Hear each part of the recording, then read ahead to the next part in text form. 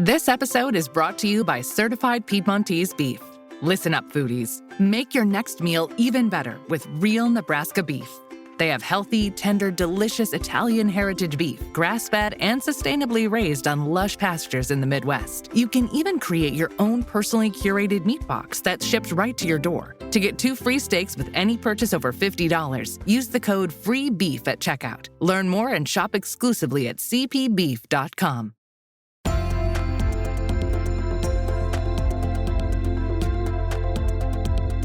Welcome back to Kitchen Chemistry, our series that breaks down common ingredients in our diet.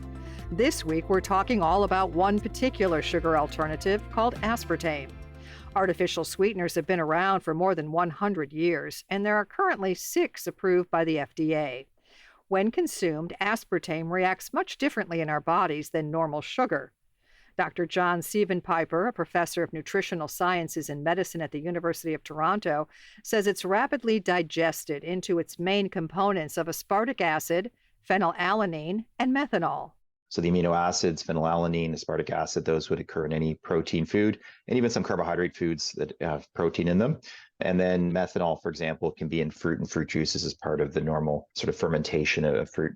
The amounts of those are very small amounts because it only requires milligram amounts of sweetener of aspartame to sweeten at the same level as sucrose, about 200 times as sweet. So you don't need nearly as much. So this is milligram amounts, very small amounts, much less than you would get in your normal background diet in terms of all of those components. The components are absorbed and used for various needs like energy and protein production. In terms of their effects on postprandial glucose, they have no effect. They don't raise your blood sugar level, and they don't have any effects on any of the hormones and metabolic responses that would affect food intake regulation and glucose control. So they don't really have an effect on any of those things, but they do elicit a sweet taste. Natural sugar, on the other hand, has the opposite effect. It raises blood sugar levels and requires a much higher concentration to achieve the same sweet taste. There's about 40 grams almost in a can of soda, for example. So much higher versus the milligram amounts of the sweetener. It would raise your blood glucose levels, and it would absolutely elicit an insulin response and responses in a number of hormones related to food intake regulation and glucose control. Meaning that you may feel hungrier after eating sugar rather than satisfied from the meal. However, there's been some public debates on whether aspartame is too good to be true. Even with FDA approval, people have wondered if the sugar substitute contributes to conditions like diabetes and even cancer. Recently, the health impacts of aspartame were assessed by the World Health Organization, the Food and Agriculture Organization, the International Agency for Research on Cancer, and the Joint Expert Committee on Food Additives. Dr. Danielle Wyckoff says some of these groups are similar to the FDA, existing only to evaluate food safety ingredients. Their new reports back up the FDA's decision that aspartame is safe for consumption. The safety of aspartame as a food ingredient was reaffirmed. So this means that globally, regulatory agencies charged with evaluating food safety continue to be consistent in supporting the safety of aspartame as a food ingredient. In fact, more than 20 countries have come out with statements since the release of those reports essentially reaffirming its safety. Wyckoff is a principal scientist at Tox Strategies. She says the International Agency for Research on Cancer, or IARC, only analyzed data related to cancer to see if aspartame is a carcinogen.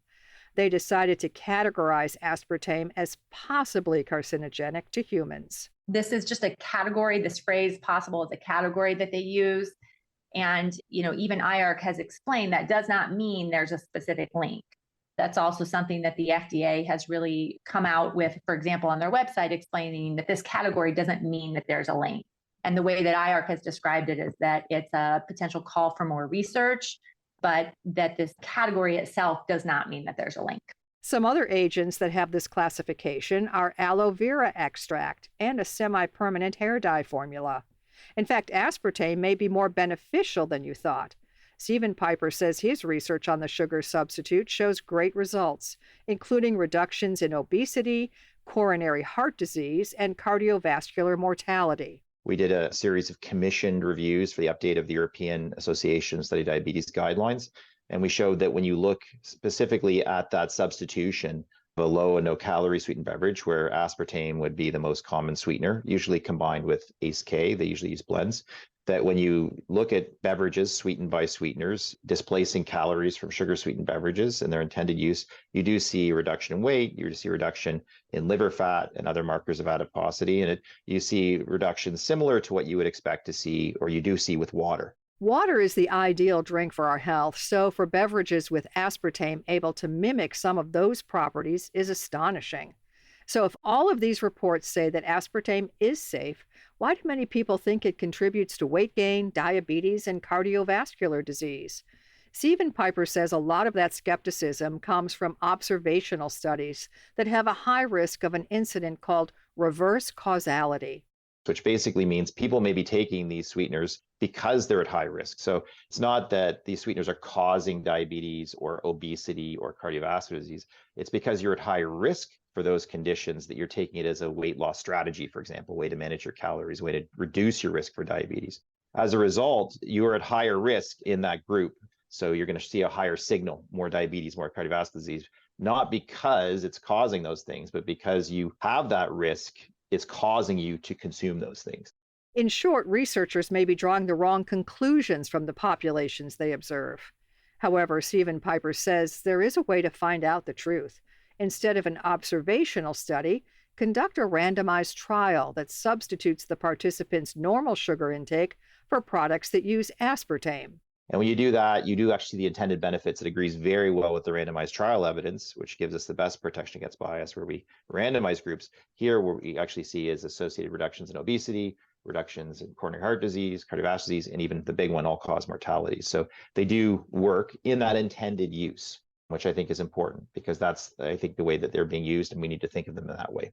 But should we be interchanging all of our water consumption for diet sodas? The physiology actually is very similar in that neither one's going to raise your blood glucose, neither one's going to affect hormones that affect food intake regulation or glucose control. So that's true. When we compare those head to head, even those acute responses, it does behave the same. Of course, the diet beverage that you're going to be consuming has a lot of other things in it. Which means that we can't go too crazy and fill our diets full of aspartame products. Diet sodas may be a better option than their sugary counterparts, but the added ingredients like colors and flavorings play a factor in our health too.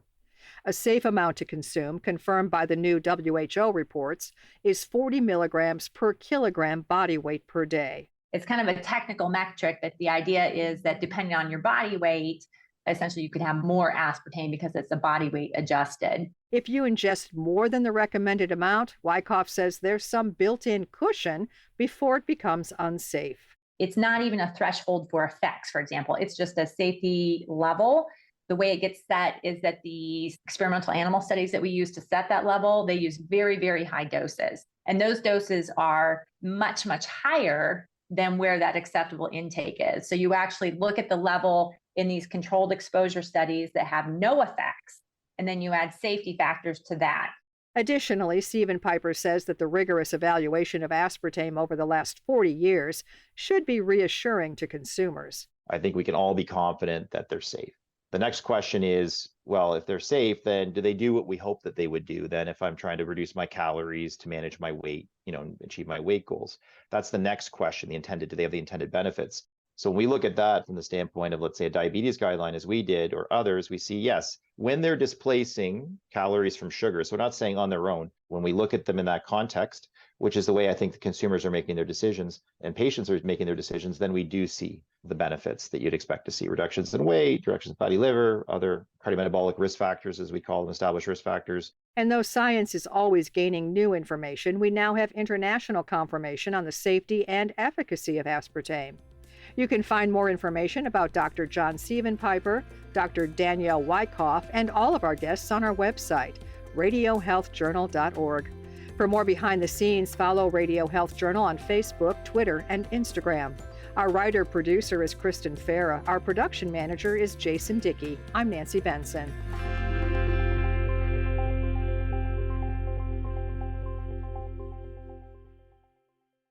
Coming up next week on Radio Health Journal. If you consider what is natural would have been never inventing fire, never leaving Africa, never getting in a plane, And we're really fine with all those things. Have we cheated natural selection? Then, are your clothes poisoning you?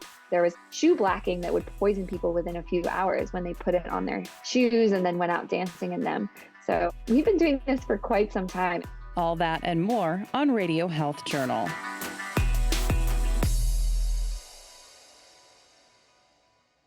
I'm Elizabeth Westfield, host of Radio Health Journal.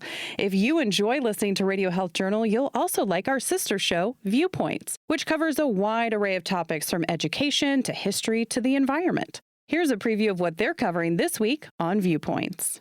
It not only can show you what it looks like, it also simulates a fit. So if it's something that's too small, which is usually problematic, you can see that doesn't fit on your face. How AI is shaking up what's capable when you buy online. Then, you're also owed that money. People are watching your show, and the studios are making that money, the CEOs are making that money. Hollywood is back in action post-pandemic. So why are so many screenwriters just scraping by?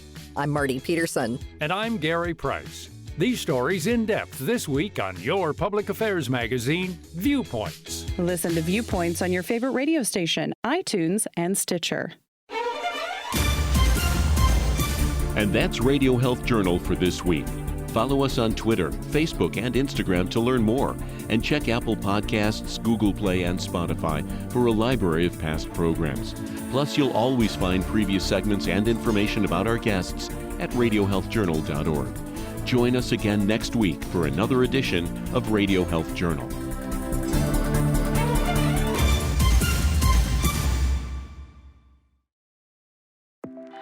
For America's climate goals, investing in clean energy adds up. But what doesn't add up is an additionality requirement for clean hydrogen. Additionality would put an unnecessary and inequitable burden on domestic clean hydrogen producers and have serious consequences for America. America needs clean hydrogen, but an additionality requirement just doesn't add up. Get the facts at cleanhydrogentoday.org. Paid for by the Fuel Cell and Hydrogen Energy Association.